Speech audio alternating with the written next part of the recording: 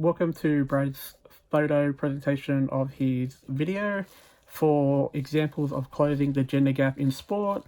Today I'll be talking about not only the gender gap in sport compared to their male counterparts, but some numbers as well that are encouraging for how females are slowly getting recognised worldwide with video coverage and TV coverage, YouTube coverage, showing some of the elite athletes from the female side of the world.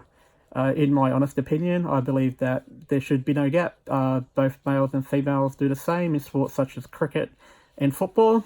But the disturbing fact was, which I just read, was that Neymar, a well-known football player, gets paid $32.9 million from PSG, the club, for 1 year, and that's the equivalent salary for 1,693 females. So, wow, that tells you something. Okay, back to the video presentation. The gender pay gap in some sports in 2019 are slowly bridging, to be fair, in a level playing court. Kudos to the Australian Open tennis for getting this done.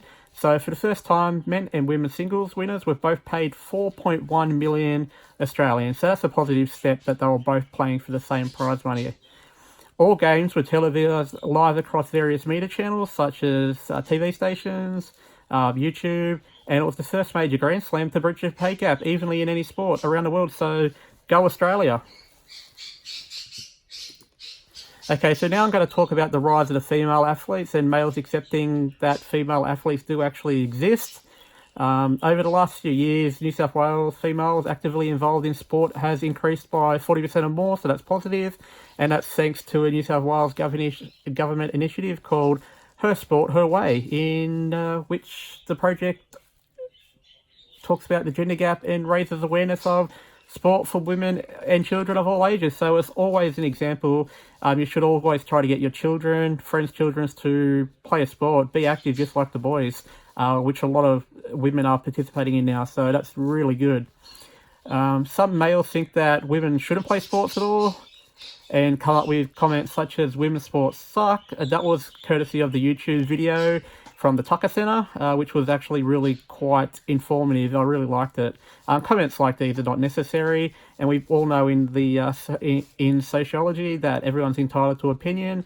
My opinion on that is women should be treated just like males, the counterparts, and should play for the exact same money, exact same sport. We just need to accept it more. Hopefully one day it will.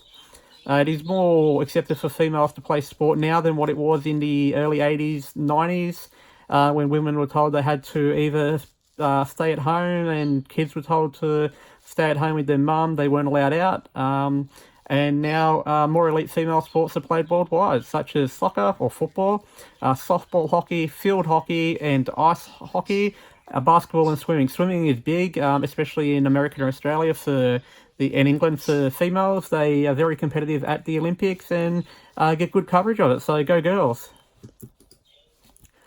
So according to a website that I found, participation numbers were up by 1% on their group study, which you'll be able to see on my slides on slide 4, page 4. I put the table there. So of the target group, women participated 105 times in some sort of physical activity. Participation numbers were up by 1%. And it shows that the acceptance of female sport and able to sport are going in the right direction. So that's really, really good. Socio-cultures in sport.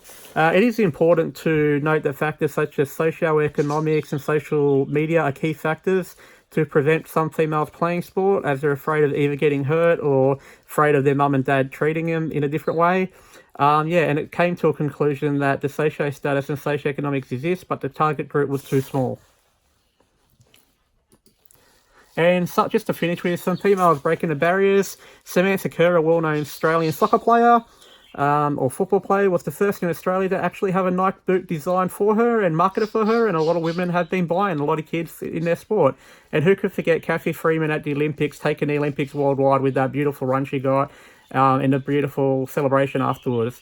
Female coaches are more acceptance as well in America. In a male-dominated sport, there's some sideline assistants which are female, and also some coaches now that are women in sports like NFL, baseball and hockey. So thanks for listening, and goodbye for now.